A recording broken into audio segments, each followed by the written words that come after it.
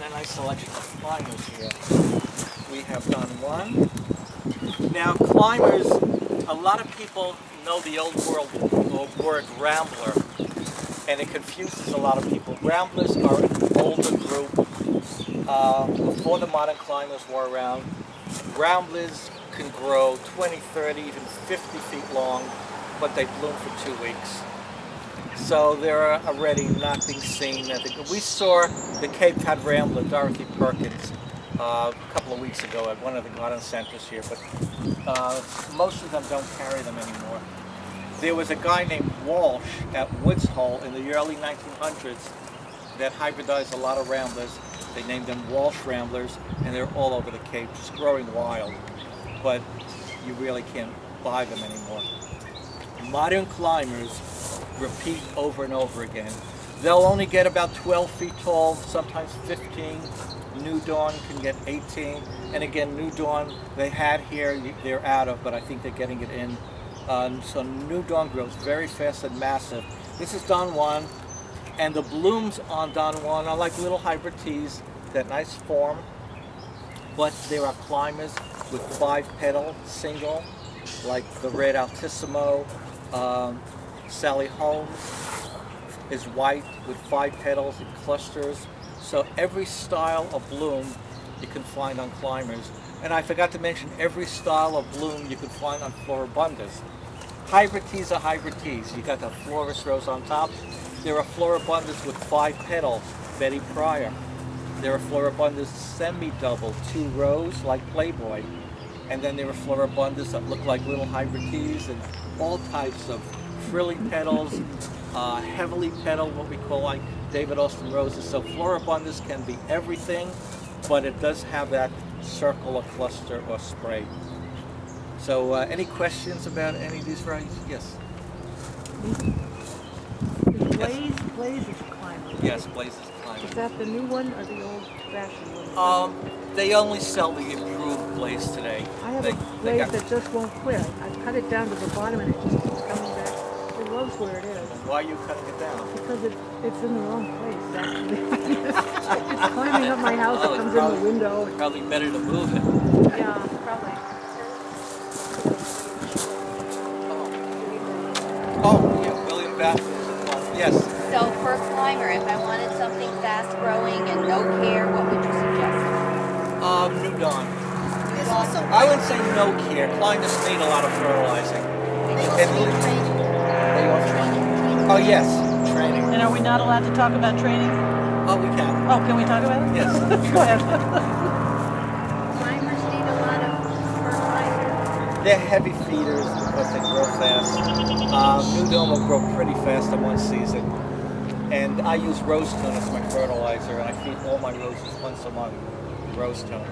Does New Dawn come in more than one? There's a white dawn, which we found here, but they're out of New Dawn. I had one, and it seemed like it bloomed for 2 weeks beautifully. Big flowers, fell all over the place, made a mess, and then we didn't get much after that. First, You might what? White dawn has a tendency. That's what they call like it shadows quickly. yeah. Yeah. It's just, that's the way it is. Okay. It's tendency. There are some roses that do that, some that. Don Juan is going to hold that bloom for a long time. Good. But something like white dawn, that shadows very What color is Don Juan? Don Juan's red. Oh, this one. That's something else about New Dawn and White Dawn. It's very finicky. It came from a once blooming rose called Dr. Van Fleet, and it mutated into a repeat blooming form. Nobody sells Dr. Van Fleet anymore, so New Dawn is just Van Fleet renamed New Dawn because it started blooming over and over again. A lot of people have New Dawn at home, and they tell us that it bloomed only once. Some people say it came back in the fall, and some people say it's blooming all season continuously. It depends on the site, the sun, the soil, and how much you feed it. So it's a little finicky. And after it blooms, you have to prune it, or Deadhead. you just dead? Yeah, just deadhead. Now I said that the hybrid tea, when you deadhead, you cut low. All the other roses, you just go to the first leaf. So on a floribunda or a climber, you really don't cut low. You just want to snip the bloom off. And I would cut that too. So if this has gone by, I would cut to here. And that's how your dad had to climb. I'll get to tying in a minute and trading roses. I have a fantastic news on that this year only has little green this big on it, and I'm afraid I'm going to lose it, and it's all over my house. What do I do? I mean, I've trimmed it back really well and tied it up again. When you say it has a little green, Well, it just has little shoots coming out on the green stalks. I mean, it's not like any of these New roses. Dawn is a little late. It is? It's a bloom a little late than most. Okay. Yeah, I would just leave it alone Okay. and watch it. Did you fertilize it yet? What? You feed it. Fertilize it? Well, I will. I have Yeah, you- rose tone right Yeah. Okay, you bes- should have started fertilizing Yeah, already. at the beginning of April I do. Okay. Besides rose tone, I also give my roses Neptune's Harvest, and I put it in a sprayer and I spray it on the foliage. You can mix it in a watering can and pour it on the ground, or spray it. I do that every 2 weeks on all my roses and all my customers' roses. What's that called? Neptune's Harvest. I use the fish and seaweed. It's organic, rose tone is organic, and it really makes the roses Well, grow. if you're using the Bayer 2-in-1, the I systemic, only use the Bayer fungicide. If you are using the systemic and there's fertilizer in it, that's a problem because you're giving it two different fertilizers. So you got to decide if you want to just go with the Bayer with the fertilizer or the rose tone, and then spray with just the single fungicide Bayer. okay. So if you've already fertilized, just wait the 6 Just weeks wait a and couple then. of weeks, yeah. Okay, tying and training Oh, wait, climbers. before you do that, Oh. talk about the climbing shrub. Oh, there are climbing shrubs, yes.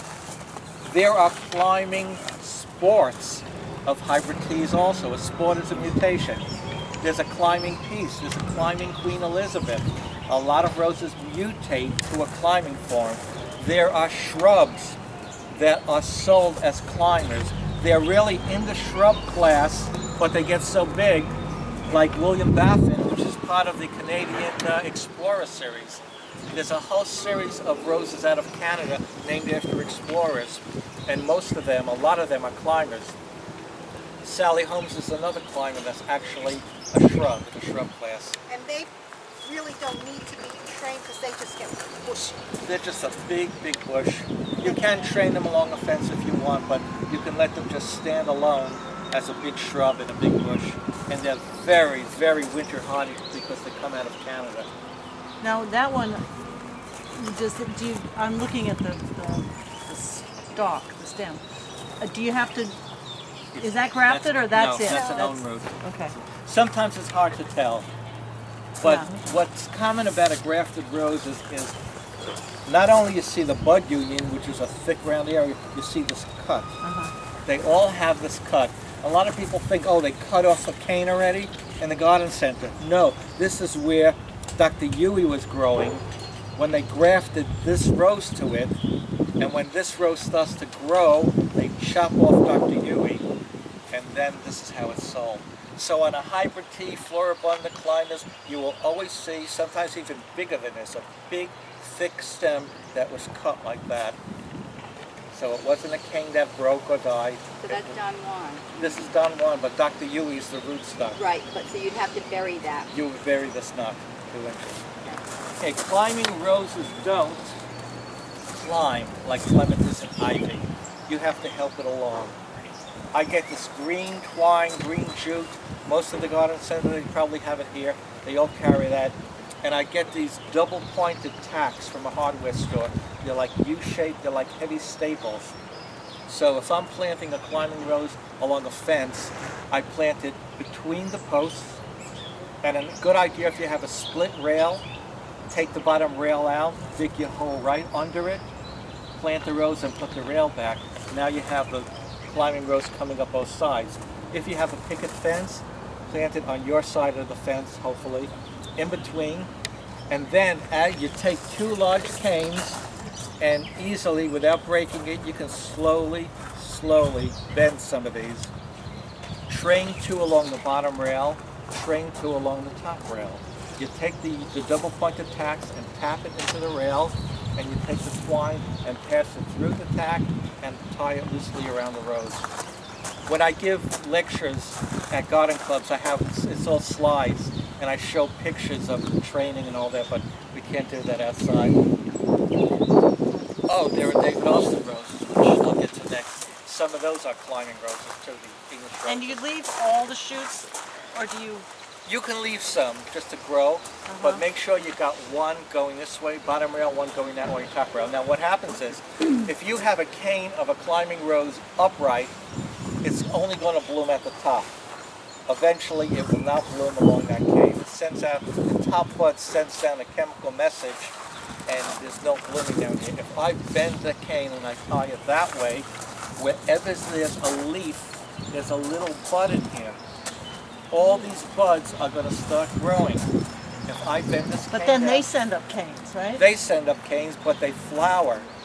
So now you're getting blooms along the cane. Everywhere there's a leaf, you get a secondary cane. And or those a canes you lateral. don't have to cut off, No, even though they're growing straight up, because the mother Right. arm is. right. The mother arm is out that way. The laterals, we call them, secondary canes, are now coming up all along, and eventually they're going to be flowing over that fence. In 3 years, you will hardly see the fence. So that's how you train along a fence. Along a trellis or an arbor, you let some canes grow over the top of the arbor, but then you fan out some. You let some grow this high and tie them sideways. You let some grow a little higher and tie them sideways. So you're kind of fanning the canes out. You don't want to use wire or twisties, because some people, well, Velcro isn't that bad. I go to people's homes to prune their roses, and I see big thick canes with the wire already inside the bark, because they tied that cane with a twisty and they forgot about it, and it got thicker and thicker and starts growing into the wire. I use the green twine because it falls apart in about 3 years. When it falls apart, the cane stiffened and thickened and will stay exactly where you put it, and the twine won't be cutting into it. So that's why I use twine. You don't want something too permanent.